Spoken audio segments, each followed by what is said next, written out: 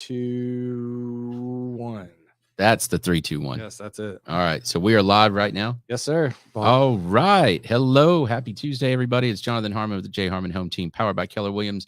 And my friend Bill Wilson here is supporting bad habits. So yeah, we're brought to you by Lucky Lights, bubblegum cigarettes.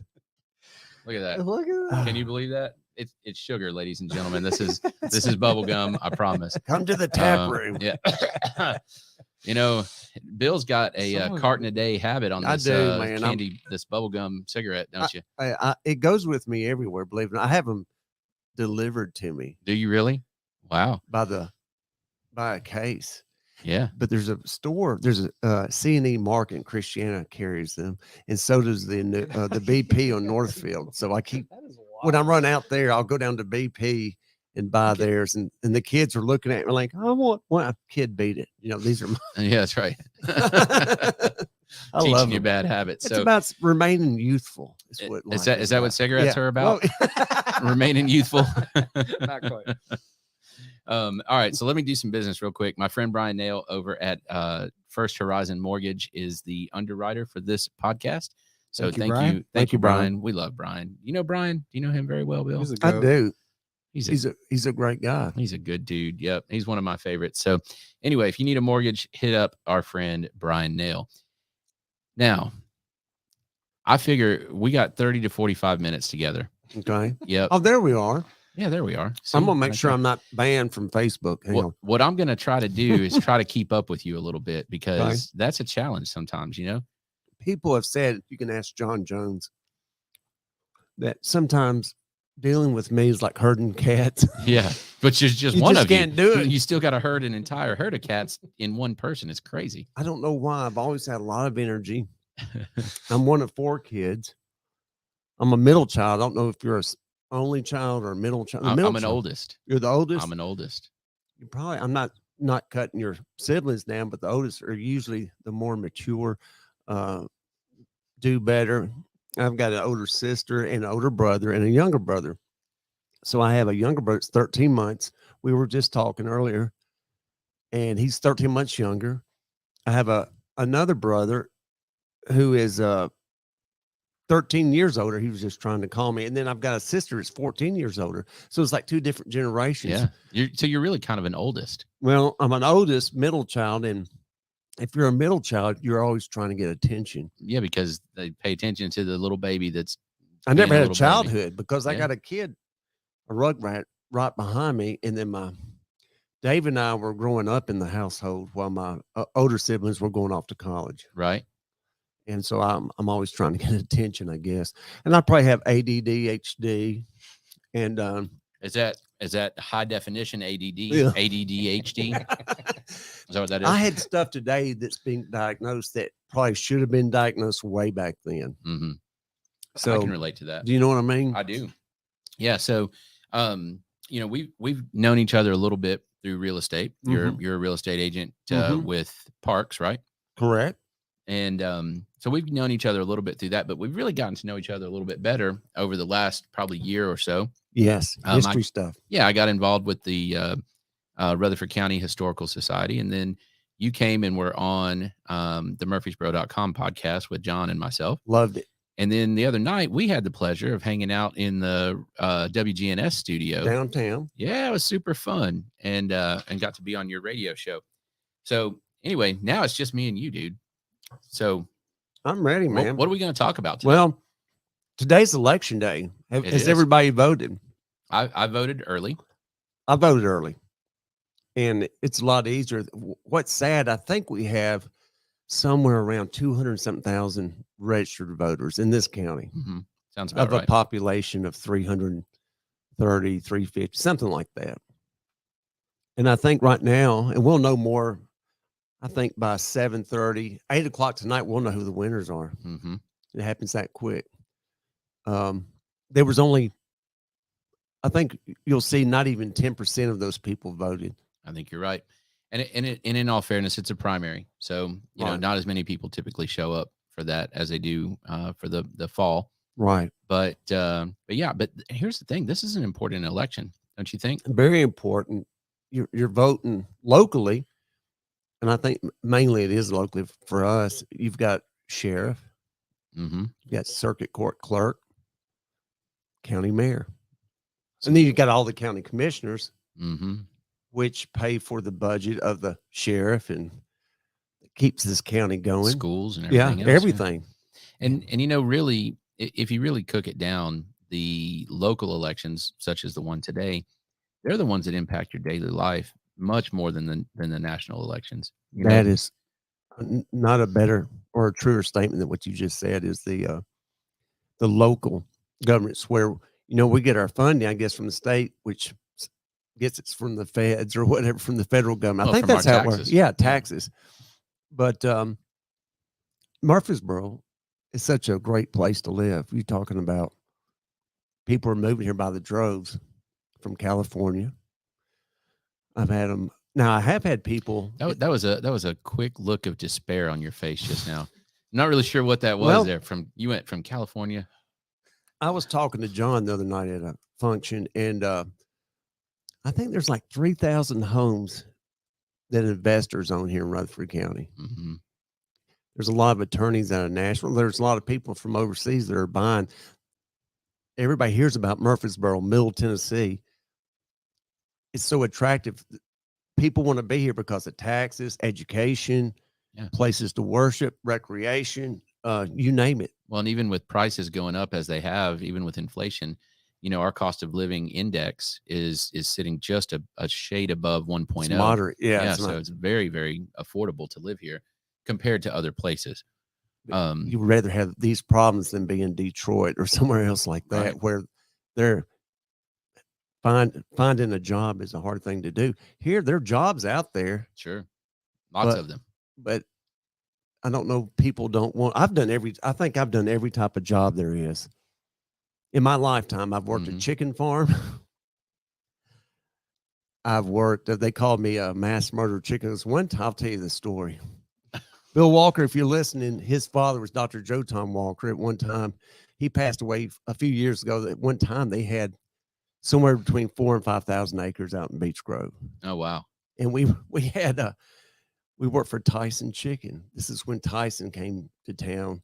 This was probably 35 years ago. Mm-hmm. And Bill had 2 chicken barns. There's 30,000 each one. I take that back. It's 15,000 each one for a total of 30,000 chickens. And if you've never experienced a chicken barn, have you been in one? I certainly have, and it's not really a place I'd like to go back, to be honest. It stinks. Well, here's the moral to the story. It smells bad. This was the back in my drinking days when I would party a lot and sleep till 1 or 2 o'clock and get up. Didn't have a watch. Didn't care what time it was. We were out at Beech Grove at our farmhouse. Well, it was built. It was Dr. Walker's grandfather's house. We were living there at the time and running the farm. And Dr. Walker showed up, and he was like, "Bill, he reminded me of Frank Sinatra. He was a good man. He was a businessman, and when he spoke, he was a dentist by trade, but he was also a farmer, a developer. He was a conglomerate of different things. Mm-hmm. It was like, Bill, kind of like knocked the door and goes, Bill, there's beer cans out here. My father and his father were dirt farmers, and I'll be dadgum if you're going to have beer cans all over the front yard here. And there's buzzards flying above the chicken barns out here. And y'all need to get over to the chicken barns. Well, the house was about 2 miles away from where the other farm was. We're like, we had just gotten in probably a couple of hours ago. Yeah. So we hop on the 4-wheelers and get over there. And sure enough, we look up, and this was like a hot July day. There's buzzards. That's not a good sign. We open up the door, and when they bring chickens in, some of them they bring them in like a day old. They got shells on some of them got shells on their back. Like a turtle? Like a turtle. Well, it's the shell from the egg. Oh, okay. Gotcha. So, and if a chicken, animals too discriminate, because if there's a different colored chicken, they will peck it to death. Really? That's the truth. And Bill and I, well, let's get back to the story. So anyway, we opened up the door, and there was this, first of all, there was a stench, probably half a mile. You could just smell it. Yeah. And there's things I learned about chickens. First of all, chickens do not have sweat glands. They do not sweat. This is before automation, before you had a computer that could drop the curtains, turn the fans on. Okay. You had to manually go over there and do it. Well, we slept through our, we didn't do that. So you were cooking the chicken. Well, every chicken died. We lost 30,000 chickens. We lost the ones in this barn and this barn.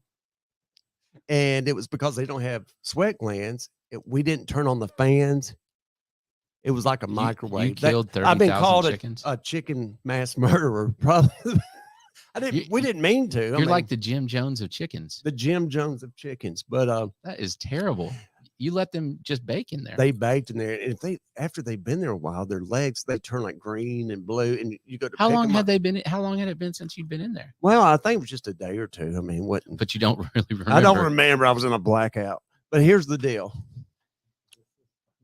Those buzzards were flying, and we got our bobcats out, and we did a size of 15,000 chickens, probably the size of 2 or 3 of these rooms. Right here. It's a lot. And this is before incinerators, so we poured kerosene on. The coyotes would come out at night and eat, other animals, so we had to pour kerosene on them. And when we lit it, there was a pillage of smoke. You could see to Chattanooga. I mean, I think it even made the news that smoke was.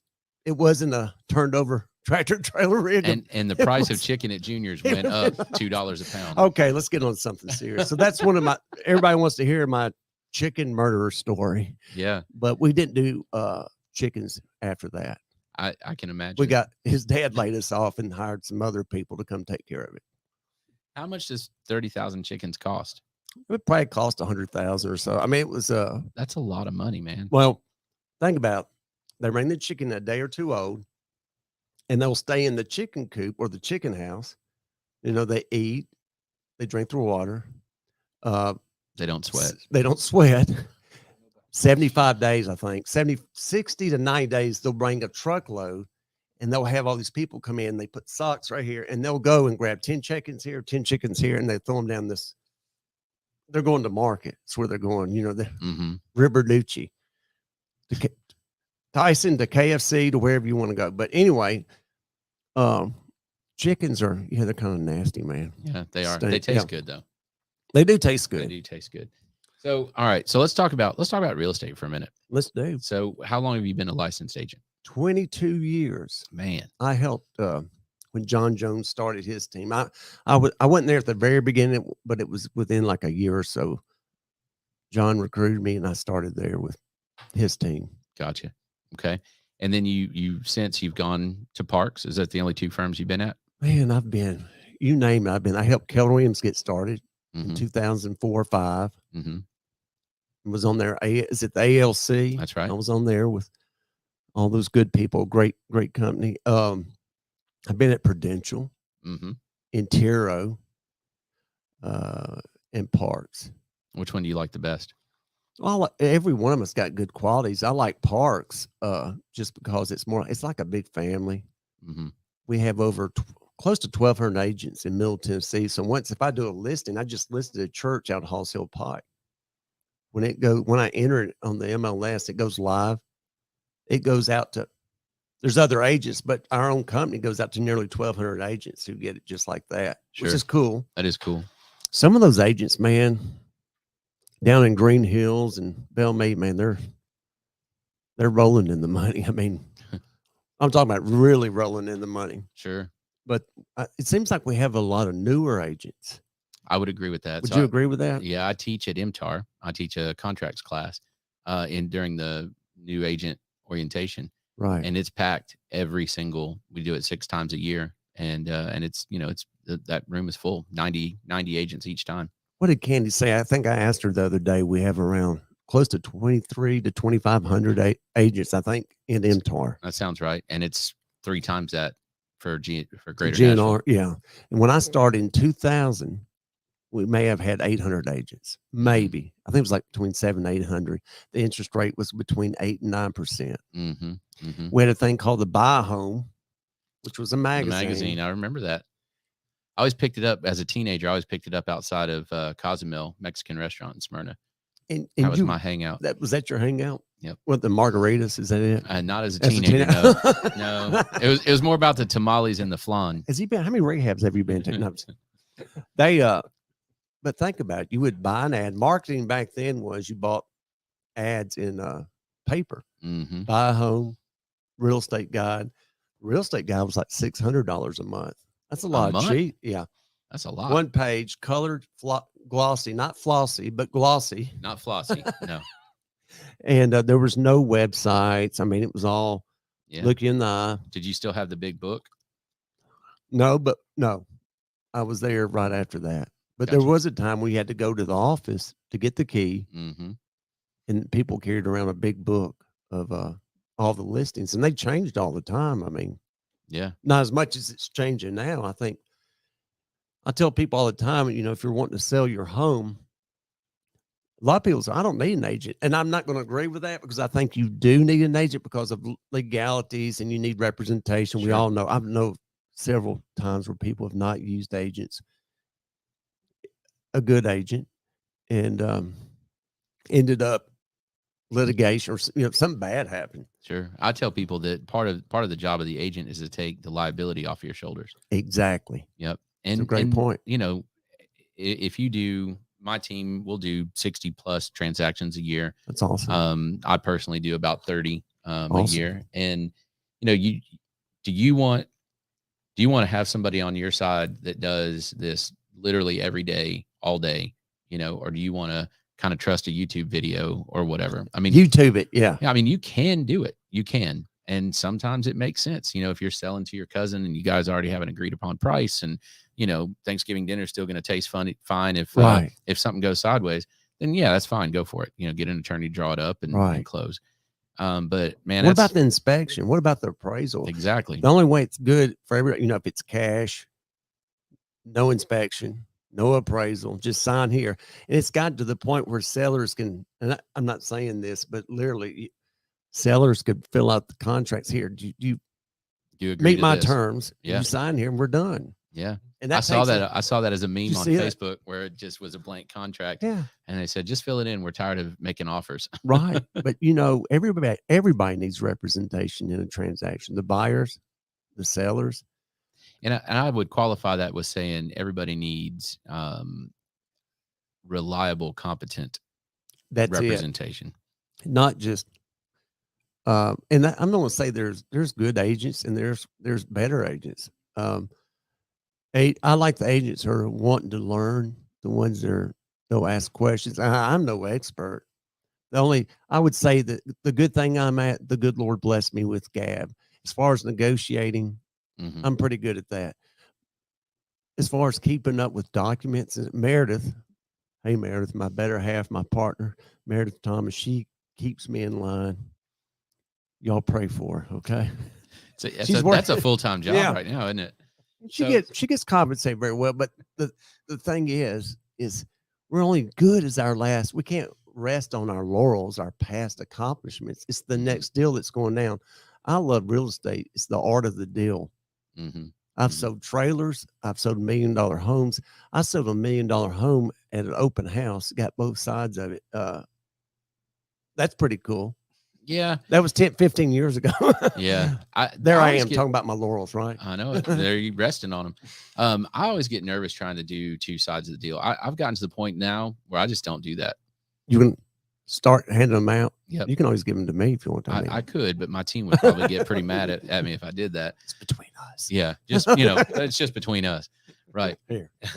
It's a glass table, dude. They can see right through it. I'm right here too. And Trent's on the team, and he's right there. I want to give a hand. I know. Do we love Trent? Do we hit? Thank you. I'm clap for my dang self today.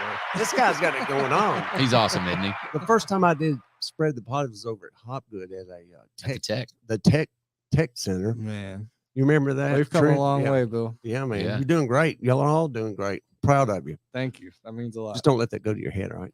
Well, it already went to his head. It pushed all his hair out. Yeah. Mr. Clean. I got room to talk there. Oh, that's a new one. I like that. You got a laugh track. That's good. So all right. So let's do this. What's the craziest thing you've seen in real estate? I'll tell you, in my whole Okay. I'll tell you about Answer it. that however you want to Okay. I answer. had a deal. This was in Cannon County. How many of y'all been to Cannon County? Good. I have a brother that lives up there. I always tell. I try to stay out Don't of tell anybody that's true. No, I'm just kidding. I love everybody in Woodbury, Gasaway, Auburn Town.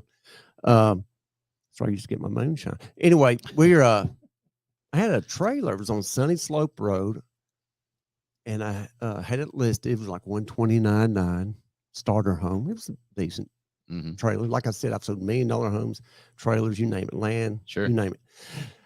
So I think I listed it on a Monday, and it was a cash deal. I didn't have the buyer; another agent had it. We closed it on a Thursday or a Friday, and the guy that closed it we had to go to Woodbury. The attorney typed it up on a typewriter. When was this? Like I can get the address, but it was like 2002, 3. I mean, it was 20 years ago. Okay. But he typed it up, and he looked at the buyer. Says, "Does this look good to you? Does this look good to you?" Signed off and like listed on Monday, sold it on a Tuesday. So in 4 days. Closed it in 4 days. Yeah. I'm guessing they didn't. And it was a inspect it. trailer. And back then, you had a lot of people didn't have 130,000 just laying around unless you just came into it or you're just independently wealthy. Running moonshine. Because running moonshine, Mhm. ridge runners. Right. But the fact is, in those days, you couldn't get financing on a trailer. It had to be hunkered down. Oh, it's still hard to get financing on a trailer. I mean, it's much harder than a stick built house. Yeah. So it was a neat. I mean, to see somebody type up a settlement statement on a That's crazy. typewriter, Yeah, and say, that's crazy. "Does Hey, this look quick- good to you?" Quick question: Why? Why is it harder for a trailer? You want to take that answer? yeah. I know the answer. Well, it's there's a lot of things that could go wrong. Like I guess with the wind could take it right out of the way. Right. It's harder to get. You tell me. The biggest reason I've been doing is- this for 22. I should. I've only been doing it for All right. 13. So the biggest reason is that basically a trailer is considered a vehicle. So That's right. if it's a single wide, you basically can't get regular financing on it. But if it's a double wide that has been attached to a permanent foundation, Right. it's been detitled. So a trailer actually has a title like a car. Serial numbers on. I can tell. Mhm. Yeah. There's a tag on both halves of the double wide, or Right. three pieces of a triple. But if it's been detitled, it's been attached to a permanent foundation. You got to have an engineer come and look at the foundation. That is necessary. But if it's gone through all of that, then you can sell it. The problem is, or you can finance it. Let's put it that way. The problem is that you also usually have a stipulation that the land cannot, and I don't know the exact number, but it can't be more than, let's say, 2/3 of the total value of the transaction. Right. So the trailer still has to have enough value to take up a certain amount of the total cost of the property. Right.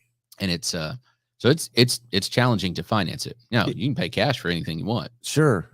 But there are a lot of people. Well, that's not true. I always say there's a lot of cash floating around these days. There is. From California, where they're selling 1,200 square feet for 800,000 or whatever. But there's a lot of cash floating around here too, if you think about it. I saw a statistic not too long ago where the personal savings level hasn't been higher since like pre-Great Depression. Right. Like way pre-Great Depression. In other words, the debt to savings ratios, just in general in the U.S. And a lot of that is net worth, if you will, right? Right. And a lot of that is, we had 31% appreciation in Rutherford County last year. Wow. On real estate. That's Wow. a lot, Dude. right? It's great. So if you sell that house, all of a sudden you made a ton of money. Capital gains. Yeah. Well, maybe. Or put it back, invest it somewhere else. Yeah. So it just depends on what you do with it or how much you get. So, there are people now legitimately that could sell a place in Rutherford County and go and pay cash for a really nice, Yes. trailer on a piece of land. Right. And live kind of that dream. And then develop it. Sure. Why not? Or eventually build another house or chop off a piece for their kid later on or Exactly. whatever, right? Will it to the the American church. dream. That's it. That's what we're experiencing right now more than anything. And people want to be the doom and gloom. What's the flip side of that? And I think I go back to when you've got investors, there's nothing wrong with investing. But when you've got 3,000 homes that are owned by investors, That's what I would be Well, get this. afraid of. Last year's transactions in Rutherford County, 2% of the entire pot of transactions were purchases by 2 companies. So of all the transactions in Rutherford County, 2% of them were accounted for by 2 companies. American Homes for Rent, Progress Residential. That's right. And I've done deals with both of them. Me too. Let me ask you this. Here's a question for you. Do you say if you know you got a listing coming up and you know it's an investment opportunity for somebody, whether you buy it or somebody else, you keep those numbers. Do you call them and say, "Hey, I've got one coming up"? No. And there's no need to, honestly, because they're gonna get you an offer anyway. If they see it, you know what I mean? Right. And they see all of them. I mean, we get I had a listing in Smyrna, I guess we're 2 months ago now, and we got 17 offers. 11 of them came from institutional buyers. Right. Only 6 came from owner occupants. How crazy is that? That's nuts. I want to give a shout out to Guy and Becky Golf. We closed their house today over in Shawnee. And it took a while to do. It was like 6 months or so, but it was different circumstances. It all worked out. Sure. So shout out to them. Yeah. Thank you. Man, let me ask you this. And if you answer this, tell me you're not from here. Well, I grew up in Smyrna. We moved here when I was 5. Right. Mm-hmm. So you've seen it grow. Oh, yeah. I've always wondered, what would Rutherford County look like without Nissan? Don't even want to think about it. Well, think about that. Spin-off companies. That's it. I mean, Nissan employs a good amount of people, but all the companies that support Nissan, man, even, I mean, there wouldn't have been a Saturn if it went for Nissan. No, there wouldn't be. I mean, there's so many. Think about even the businesses in Shelbyville. Right. You know what I mean? That supply and the logistics companies and I mean, just on and on it's and like on. Its own little economy. I mean, it is. Economy. And they're like Old South. They employ a bunch of Old South. Your builders right But here. Old South may not have existed without Nissan. Exactly. Because who bought all the Old South houses? The Nissan people. There you go. Yeah, it's kind of crazy. I just got chills, man. Let's not do that. You've got family at work at Nissan. I don't, but I make a whole lot of a living off. Off of that. I don't think that would ever. It's never gonna. Never's a long time, man. Yeah, never's a long time. All right, I'm gonna shift gears on you again. I'm gonna try to keep those cats in line by just shifting. Okay. Water. You got any water here? You are quite the historical resource. I know you participate a lot in the Rutherford County Historical Society. I sit on the board there 2 years in a row. I have sat in coffee and conversation while you are essentially holding court in that room. And man, you're a hell of a storyteller, first of all. Well, that means most of it's true. Well, that's okay. That's okay. I'll Bill go with Jakes is really the guy. Bill is a good friend of mine. Well, anyway, go ahead. We got 3 Bills, right? Bill Jakes, Bill Shacklet, Bill Wilson. Yeah, the 3 Bills. The 3 Bill Amigos. Hiya. Y'all need to get some sombreros or something like the 3 Amigos. I'll be the Martin Short one. Yeah. That'd be awesome. So lady, I gotta ask you about this building that we're sitting in, because you said something the other night that I did not know. Well, this was a mechanic shop, a part of Benford Motor Company, or maybe it was University Ford, but I was in high school. Dad was tired of paying for my bills. I always had charge accounts like at Pig and Parsons and Altman's. So you were well dressed. I was known for, in school, I was known for being well dressed, being a geek. Spaz was my nickname. I believe that. And I had fast cars and, women and all that stuff. But I was a nerd, dude. I'm still a nerd. There's nothing wrong with being a nerd. If you're happy inside your skin. Yeah. I've been a nerd my whole life. I'm a nerd, man. And I didn't have women or fast cars. So I was like a real nerd. I had a 65 Shelby. Did you really? I had a 51 orange 51 Chevy that Jimmy Lovern built right down in Lovern's Body Shop. There was a movie called W.W. and the Dixie Dance Queens, Burt Reynolds, Jerry Reed. It was made in Nashville in the 70s. This car was in that show, that movie. The first car I ever owned was an old 72 Ford pickup. I was playing basketball with my friends at my parents' house, and my dad drove up in it. It was Bondo, had rust. I mean, he goes, "Here, son, you've worked hard," and threw it to me. And I was such a I think I started crying. I was like, no, I can't drive this. Well, I should have been grateful, but it was kind of a joke. But I did get a 51 Chevy. It was orange. It had a 350 Corvette engine. It had a Jaguar suspension on the front. It had a 411 pause rear end. It had the Hush. It was a Hearst or a Hush side pipes that went down on the ground. Yeah. So it'd give it lift. And it had a big tachometer right here. And Bill Walker, my buddy who I'm driving to the airport, he's flying out to Vegas later. He was my driver, man. I've been places where we would, from 0 to 90, you could put a tall boy on the pavement. And when he hit first gear, if you could grab that, or we put $100 bill on the dash. Right. And if you could grab that $100 bill, you could keep it. But No it one would ever lift. could. It had lift on it. And about 1983, 84 is when those brand new Corvette, the design of the Corvette changed. Yeah, the curvy one. Yeah, right? the curvy lower to the ground. But man, you know that thing would rise like pop, pop, pop, pop, pop. And we would race. I've seen people race title for title. We'd race on Butler Road. We'd race out Midland Road.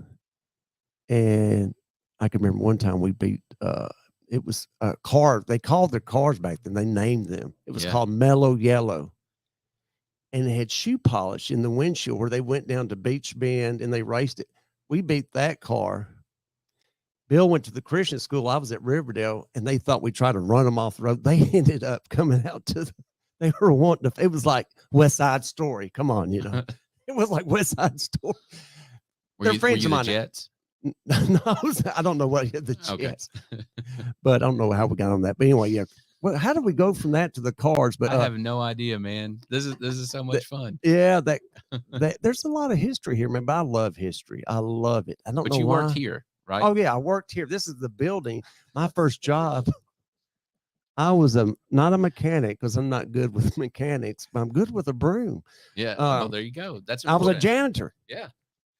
And I was like, hey, Bill, could you go get us a coffee or go get us this? And you're a gopher. I was a gopher. Yeah. But my first job was in this building. That's awesome. It looks a little different than it did then. It's a lot cleaner. Yeah. Maybe you weren't that good with the broom. But look, man, this is nice, man. Oh, man. I've got a little carried away. Pardon me, y'all. Pardon me. Now you sound like John the other night. After dark. After dark. Hey, Michael Lynn. Goodness. All right. What I'm gonna ask you this question. You've been here a long time. You've seen a lot of stuff come and go in Murfreesboro. A lot of different businesses, a lot of different restaurants, a lot of different all kinds of stuff. What's something that Murfreesboro doesn't have right now that it needs? Something that Murfreesboro needs. Well, they're probably fixing to get it. A skate park is one. I've heard a lot about skate, but we talked about that the other night. Did. For the younger, the youth. Blackman needs you don't skateboard? Man, I had a skateboard, but I think I didn't do it very long. No, did you break Too dangerous, man. Yeah. It's terrible. But it was a plexiglass one that you could see through, and I thought that was cool. It was like that would freak me out. It was like skateboarding on glass. Yeah. I don't know why, but it's plexiglass. It wasn't real glass. The Blackman folks want to park over there. I do know that. They're all tore up about that, and they have every right to be, because each quadrant has a nice. Smyrna's got a nice park. Smyrna's got lots of nice parks. I'll be honest. I think Smyrna's kind of kicking Murfreesboro's butt in the parks department. They do a great job down there. And I love Murfreesboro. And Mark Adkins, they all do a great job down there. They do. Rogers Park, which you've never heard of, my grandfather Rogers donated around 10 acres to the city. If you go down Brayville Road now, it's in the hood now. That's okay. That's where my mother still lives. She'll be 88 in August. Love her to death. But her dad, my grandfather, gave 10 acres to the city, and they've got a park over there at the end of Cypress. So you know what Cypress is. I do. They got pavilions. They got bathrooms. They got a soccer field. They have a little greenway. They got outdoor basketball courts with the chain nets. They've got tennis courts and the play gym for kids. People need to go check that out. But we're blessed with parks. We are.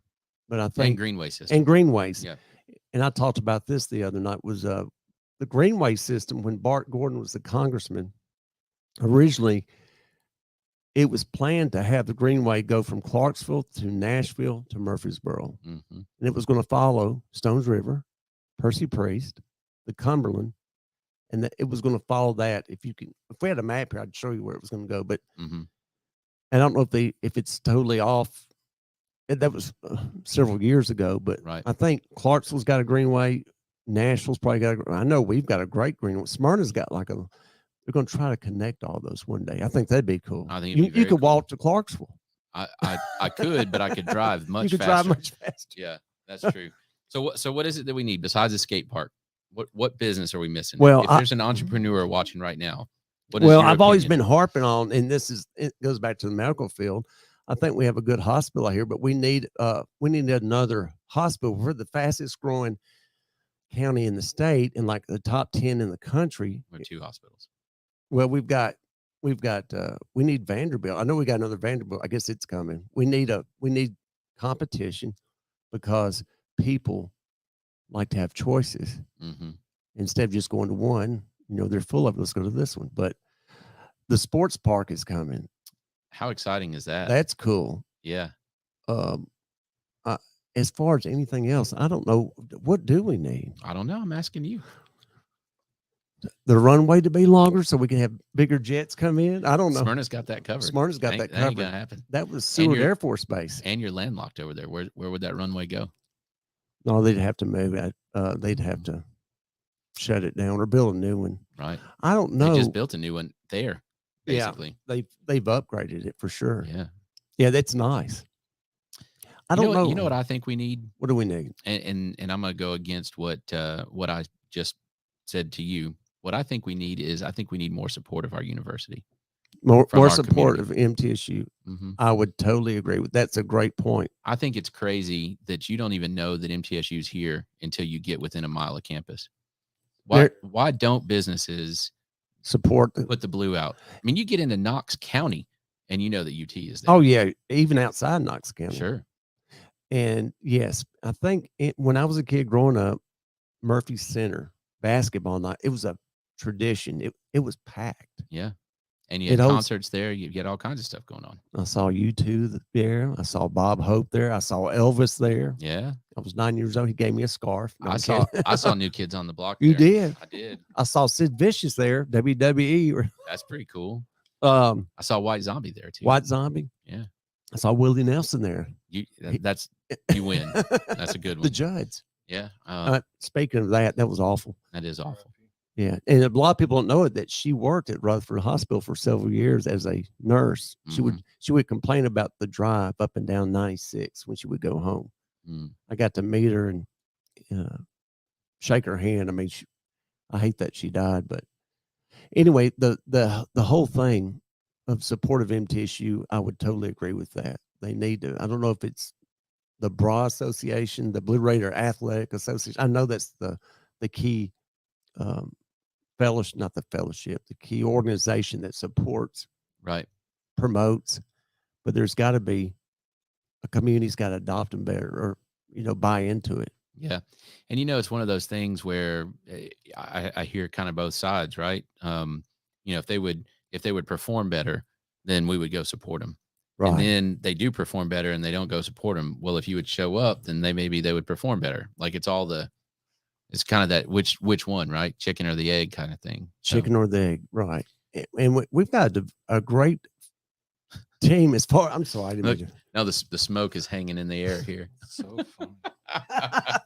MTSU's right now. We've had several athletes from football. They've gone on to play in the NFL. Kevin Byard's I got to meet him last week at the First Shot get together. His jersey's hanging in my closet. He's a nice guy too. He and his wife are doing a lot for people in Nashville and in the area. So yes, I would totally agree that we need it. I graduated from MTSU. It took me 8 years. Me too. But mine was 8 straight. Me too. Was it really? But I got a master's degree in it. Mine was an undergraduate. So my dad tells me all the time, there's lots of folks that go to school for 8 years. They're usually called doctors. They wear a white, they have a white coat. I was there, had a poli-sci degree with a minor in history and a minor in PE, believe it or not. I'm an entrepreneurship undergrad. That's what my degree is in, with a business management or administration. I can't remember, minor. And then I went and got a master's in business ed. Awesome. Yeah. I taught at Blackman High School for 3 years. I did not know that. True story. What'd you teach? Economics and business management. Cool. Yeah. And I taught a section of car stereo installation. Did you really? Yeah. In high school? Yeah. Wow. True story. That's cool. I remember when I was in high school, I went to MTSU from 84. There was about 9,000 students. Mm-hmm. And when I graduated in 92, I think there may have been close to 15 to 18, something like that. I started in 97 and there was just under 20 at that point. Yeah. Wow. It was like 19, somewhere around there. All right. Last thing. Tell me a joke. And this is a family show. It's a family show. Let me think. I don't know if I have any G-rated. Well, here I do want to say one. Knock. Who's there? Gorilla. Gorilla who? Gorilla me a cheese sandwich. I'm hungry. That's a good one. Hey, did you happen to hear about that kidnapping at Stewart's Creek? No. Yeah, that he woke up. Kidnapping. My son told me that one the other day. Dude, you'd have people calling in here. I know. My son told me that one. I thought that was pretty funny. That is, yeah, that's funny. Yeah. Not that kidnapping is ever funny, but a kid napping is kind of funny. Well, I was driving over to Publix, and at the corner of Bradeville in Rutherford, there was a huge O'Connell line van. Did I tell you that story? Had the flashers on. I called the play. I'm the guy that calls just to make sure everybody's taken care of. I'm thinking about these sex traffickers and van. And I called them. And they go, "Who is this?" I was like, "It's Bill Wilson," and gave him my number. And I said, she kept asking questions. I was like, "Can't you just get somebody to go check on? All I want you to do is get somebody to check on the van." I don't know. I didn't see anything in the D&J or the newspaper or y'all's Rutherford County breaking news or whatever. So I guess it was all. Okay. Yeah. Maybe it just broke down. Yeah, maybe it just broke down. Ran out of gas. Yeah. Yeah. Bill, always a pleasure, man. Thank you, brother. You are. I'm so happy to have gotten to know you a little bit better, and you're a fine, funny, wonderful human being. Well, thank you, brother. I appreciate that, and I feel the same way about you and Trent, even John. Yeah, I mean he's okay. And let's go. Can I mention this?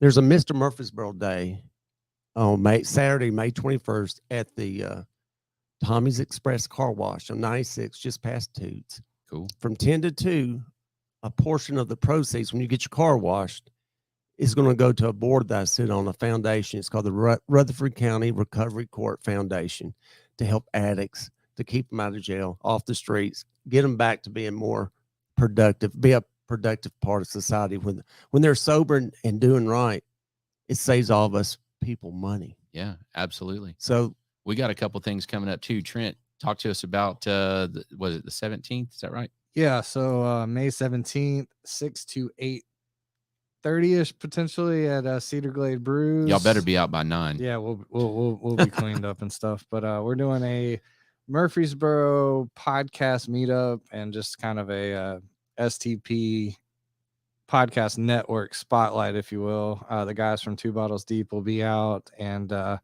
a couple of other really cool folks that are doing some big things in the podcasting world. When is that again?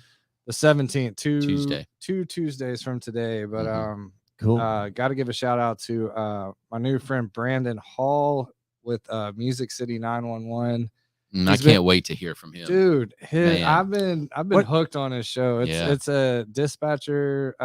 He's been in Nashville doing 911 dispatching for over 20 years and has the craziest episodes. I've listened to a few, and they're always and his voice and just the whole production's really on point. So shouts to Brandon. He will be involved with the panel round table discussion, Two Bottles Deep with Wes and Phillip. If y'all aren't familiar, please get familiar. That show is really amazing. It's fantastic. Definitely a great example of all things spread the positive and inclusion, love, acceptance, all the stuff. But And then I got my another new friend, Tom Golly, with To the Moon Creative. Man, he's the one that's helped with the reconfiguration of the studio. Cool. All Beautiful. the quality. Golly. He's never heard that one before. How y'all doing? Like I didn't say that to him. Yeah, you did. Yeah, I sure did. I was here for it. Hi, I think it was Golly. in a text message. Even. Anyway, but shouts to Tom. He's doing some big things in the podcasting world too. We're going to be working together, and y'all stay tuned. It's going to be cool. But 6 to 8, May 17th, 2 Tuesdays from now at Cedar Glade.